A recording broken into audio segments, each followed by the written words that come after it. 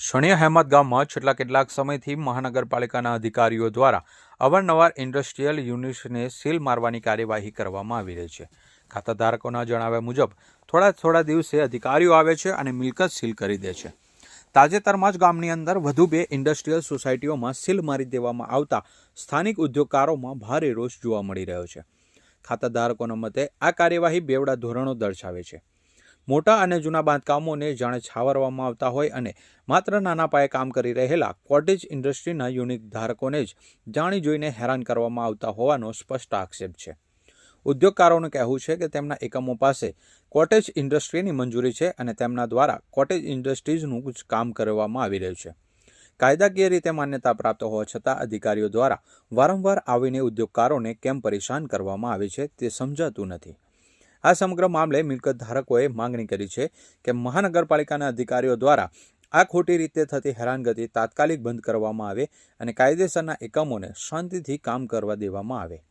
જો આ કાર્યવાહી બંધ નહીં થાય તો તમામ 250થી વધુ ઇન્ડસ્ટ્રીયલ સોસાયટીના માલિકો દ્વારા સામૂહિક રીતે વિરોધ પ્રદર્શન કરવાની ચીમકી પણ આપવામાં આવી છે. વિસ્તાર છે અને અહીંયા અમે અમારી મરણ મૂડી લગાવીને નાના મોટા મકાન બનાવી રહ્યા છીએ રોજગાર જનરેટ કરવા માટે, અમારા એમ્બ્રોઇડરી મશીન ચલાવવા માટે. અને સમસ્યા એ છે કે એસએમસીનો વારે ડિસ્ટર્બન્સ આવે છે. આ લોકો અમારે મકાનોમાં સીલ મારે છે, મકાન તોડવાની ધમકી કહે છે, નોટિસ આપે છે અને તોડે પણ છે. આ સમસ્યા છે. કેટલા લોકોને આવી રીતે સીલ માર્યા છે અને તમામ કેટલા પરિવાર છે? જો અહીંયા અત્યારે રિસેન્ટમાં 3 દિવસ પહેલા વૃંદા અને ગિરિરાજ 2 સોસાયટીને સીલ માર્યા છે અને આ સીલનો તમે એન્ટાયર ગણો તો 4 થી 5 હજાર લોકોનો રોજગાર અત્યારે ઠપ થયો છે.